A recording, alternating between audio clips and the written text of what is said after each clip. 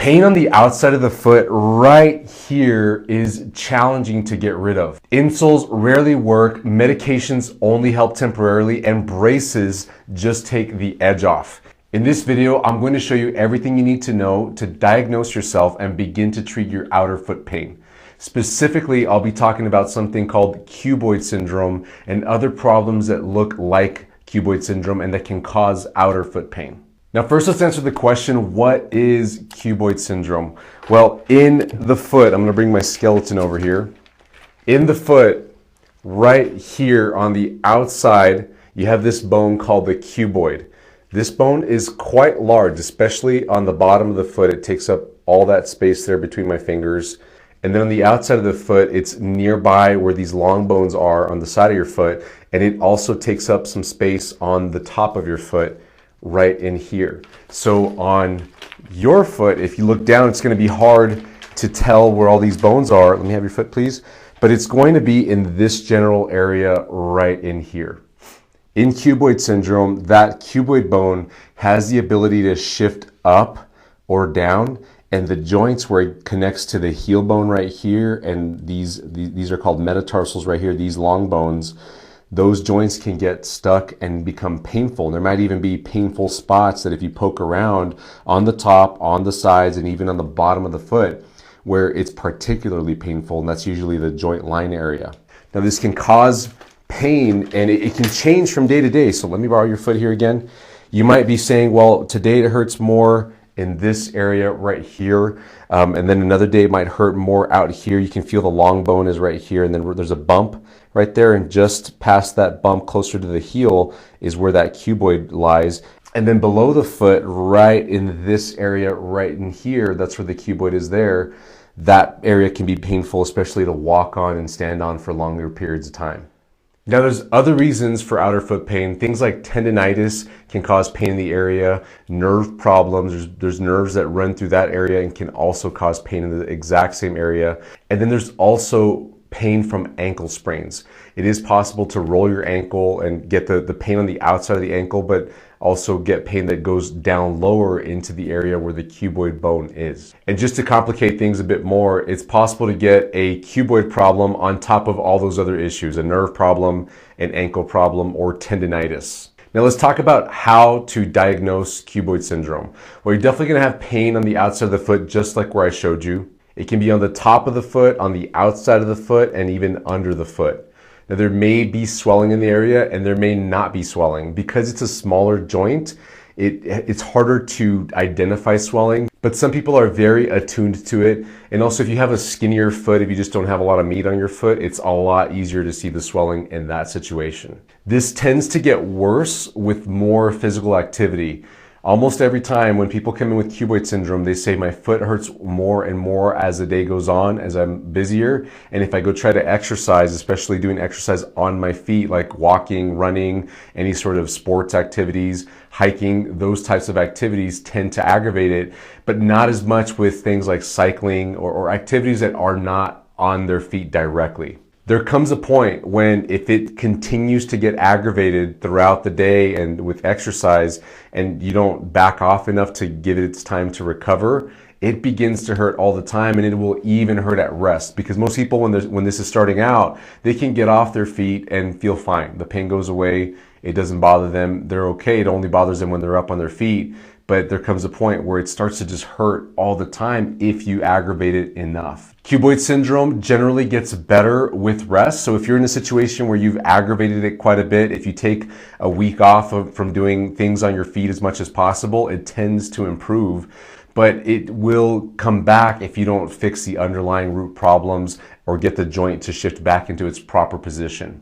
Now this tends to affect people in their 20s and 30s. That's what I see the most usually. But I have seen people of all ages get Cuboid Syndrome, even people in their 50s, 70s, and beyond. I have not seen anybody in their younger years, like less younger than a teenager, get this. But I have seen some teenagers that are like in track sports, cross-country sports, come in with this kind of problem, but it's less common in that younger population. I definitely see it more commonly in their 20s and 30s. If you go get an x-ray or an MRI, it often looks normal. Let's talk about common treatments for Cuboid Syndrome. People typically see a doctor or a podiatrist, which is a foot doctor. They might see their general physician or a foot doctor for this problem. And those doctors will almost always start by giving you an x-ray, a CT scan, or even an MRI because they want to make sure that nothing's broken, because it is possible to get things like a stress fracture in that area or other broken bones, and they want to rule that out. So it's a good thing that you get that x-ray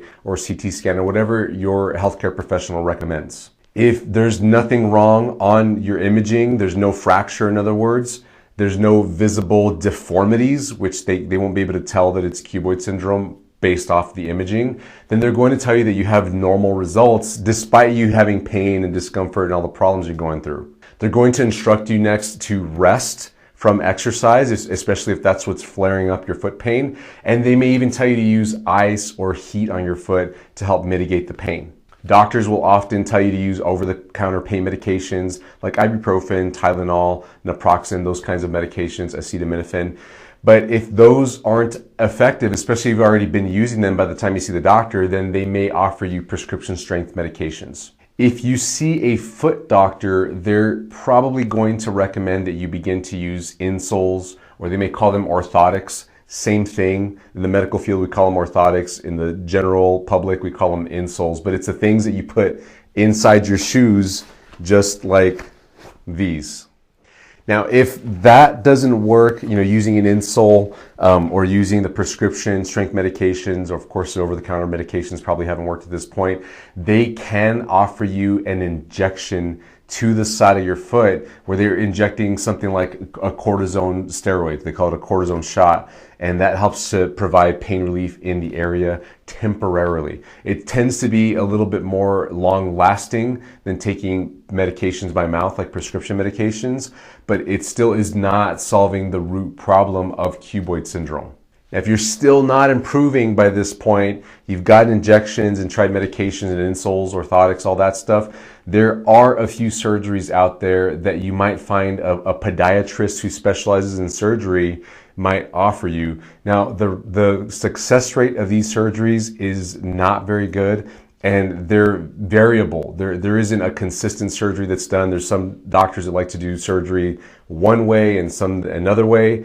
And what I would tell you is I highly discourage you from jumping into surgery. I bet even the surgeon's going to tell you surgery is not going to be a first good option for you, or something that you want to move into quickly. There's many other things to try before you consider going to have surgery for this problem. And we'll talk more about that in just a second. Now, before going to a surgeon, they will likely recommend you go to physical therapy for this problem. Usually in physical therapy, you'll be focusing on stretching and strengthening exercises for your ankle and foot. These exercises and stretches that are given to patients with cuboid syndrome often miss the problem. They don't focus on addressing the root problem. And although they can give you some temporary relief, especially doing certain stretches, it feels nice to do them. And even some of the exercises, it may not be addressing the root problem that's causing the bone to shift in your foot. Some of the common exercises done are a runner stretch, like where you lean up against a wall and you put one foot back and the other foot forward, and your heel's going down, and you're stretching the back part of your ankle right here to stretch. Other ones are where you're moving your ankle up and then down and then sideways and inwards and outwards, sometimes against a resistance band as well. And there's other exercises for your toes where you might be picking up marbles with your toes and putting them in a cup or in a different place. And there's another one where they'll do with the toes where you have to grab a towel. Those exercises, of course, well-intentioned, they may not be the precise exercises that you need to fix the muscle imbalance. So let's talk about that next.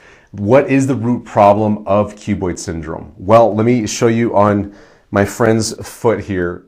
The root problem that causes this bone out here to shift around the cuboid is poor strength in the muscles that cross over that area. And when you're talking about the specific muscles that stabilize that bone, it's the muscles that go to the fourth and fifth toes. So when doing that marble pickup exercise, it's very often focused on using the first 2 or 3 toes, because those are the ones that people tend to have the best control over, but not the 4th and 5th toe. So one quick way to see if you have a muscle imbalance, let me have your foot here, is to curl your toes all the way down and see how your toes curl down. Do they come down evenly, or is there a fourth or fifth one? Let me just try to not curl these down and curl these. Do your toes curl more like that, where the big one comes down, the second one comes down, and then these out here just don't come down as good? If that's the case with you, then that is where your muscle imbalance is, and you've likely got to get more strength in these toes to get them to curl all the way down, and you'll feel the muscles working right on the outside of the foot that provide the most stability to this area of the foot where your cuboid is. Hey, stay tuned to our channel. Subscribe if you haven't already. Hit the notification bell as well so that you get notified when we release the next video, because I'm going to be talking about all the exercises and treatments that you can do to fix your cuboid syndrome, including how to fix that root problem. I'll see you in the next video. Bye-bye.